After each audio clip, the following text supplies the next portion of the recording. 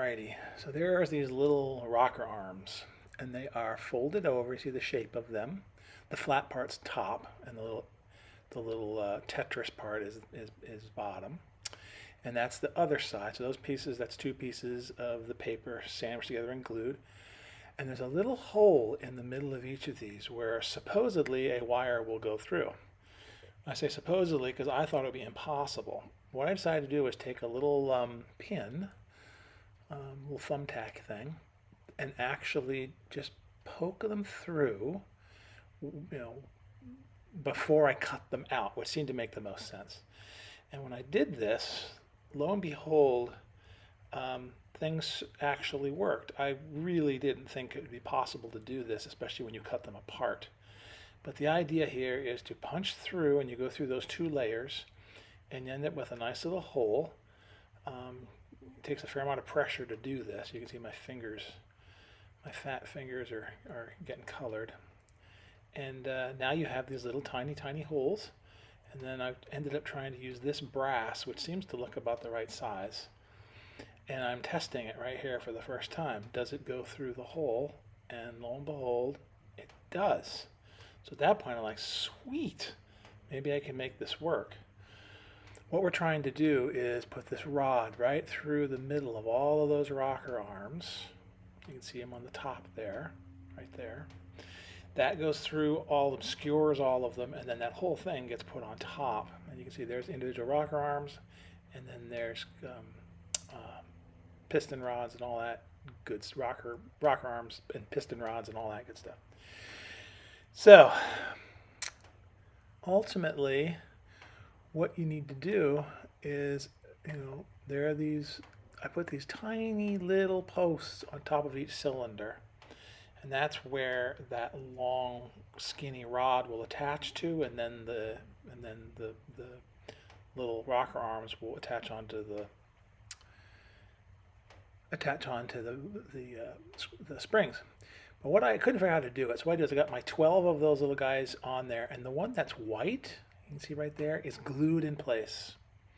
All the others are not glued in place, but that one is. So I tested this a bazillion times. I ended up holding it with the two pieces of wire going through the engine. And if I hold it like that, and I would put glue where the white one hits a correct spring, and then push down, I hit all those little contact points. So all I did was, this was sort of I'd never done this before, so this is kind of in a way live. I thought, okay, I could do this off camera, or I could just give it a whirl and see what happens. I apologize, the engine is down kind of low, but I think you can see most of it. So I'm putting a little bit of glue on each of those little vertical pieces, those little top pieces on the cylinder, and then I put some glue on that one white component, or that one white rocker arm. So see, I look at my middle fingers or whatever are grabbing the engine and holding it in place. Then I carefully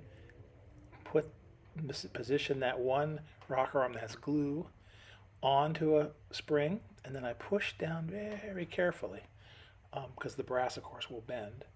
And lo and freaking behold, it actually stuck. Now, the reason I did this was I didn't know how to position all those other rocker arms, but I figured if I had one that was registering, I could then use that. I mean, once one's in place, then I can move the rocker arms around, up and down, and also left and right, and then line them up.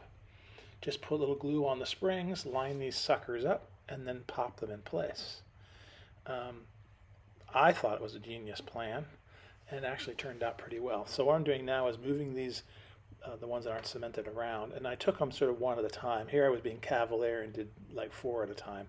Then I went down to just doing it one at a time.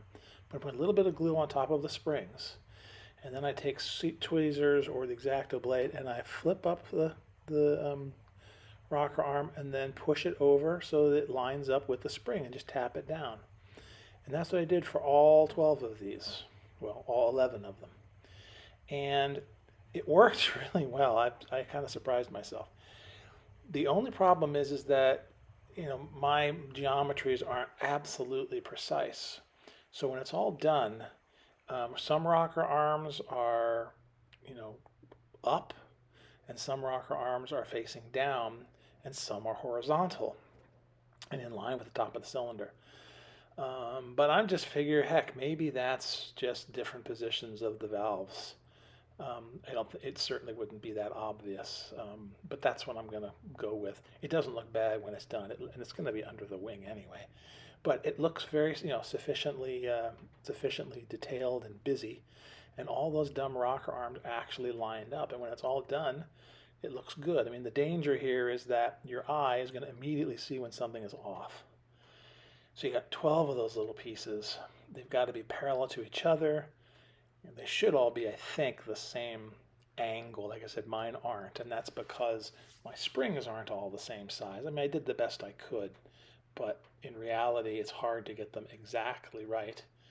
I suppose I could have built a jig or something and sliced things up with a razor blade. But so all I did was very carefully move these, add a little glue, push down, and move over. It's actually interesting because the rocker arms actually move.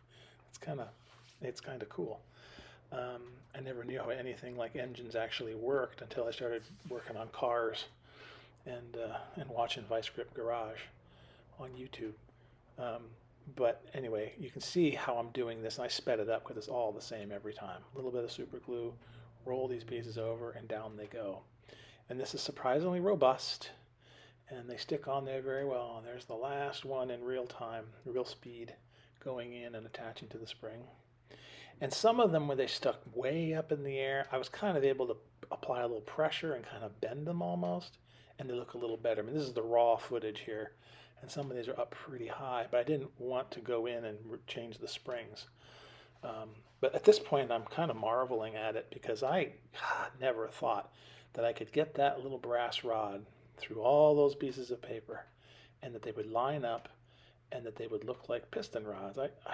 I've never made them on a plastic model that looked like this. So I was pretty excited, actually. Cut off the ends. I might need to cut off a little bit more. I gotta look at a picture of the real engine. I can only get so close with my snips there. So I cut off the ends to about where they're supposed to be, as close to flush as I could get them. Like I said, I can go back with a Dremel and take the rest off if I want to. Anyway, gosh, there they are. And again, it's so neat that they're individual rocker arms. I just can't believe it worked. Sad part is now that I've done this once, if I do another airplane like this, I'll think, I don't want to do that, and I'll remember that I actually made it work on this airplane. So I'll be beholden to this one, and I'll have to do it again. It wasn't that difficult. I just took a couple days, a couple evenings to do it. And there it is. And now what you did is painted all of them. So here's a picture of it painted up. Little various kinds of grays and light grays and dark grays and silver and all this kind of stuff. Just to make it look a little better. Kind of all bring it in together as a whole. And then that little piece of brass I'm trying to pick up. Oh, I'm just showing you each of these pieces is connected onto the springs. And, I think it looks pretty neat. Now they are, like I'm trying to point out, that they are rocker arms. They are rocking up and down, but I'm not worried about that. Turns out that is a perfect piston rod.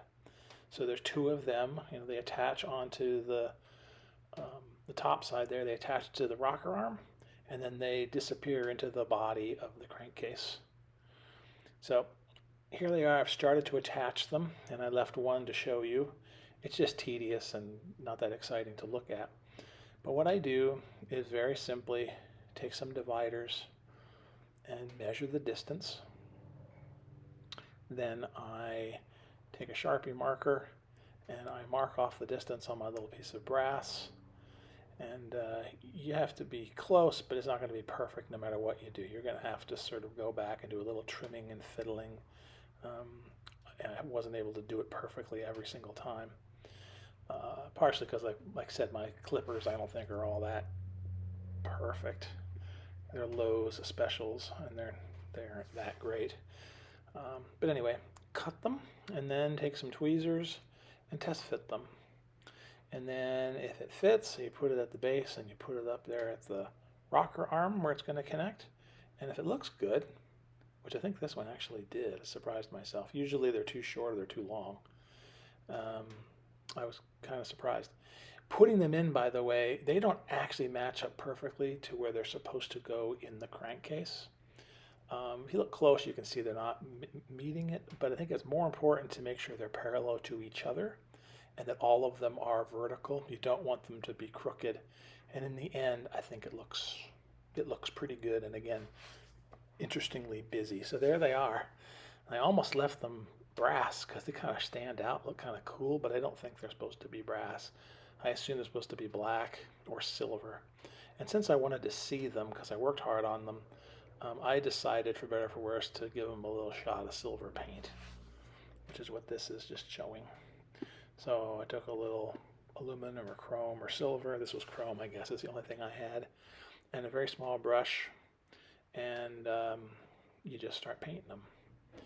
And because you got to be careful, you don't want to hit the paper underneath, but because they stand, they're in relief off of the cylinder, it isn't real hard to paint them.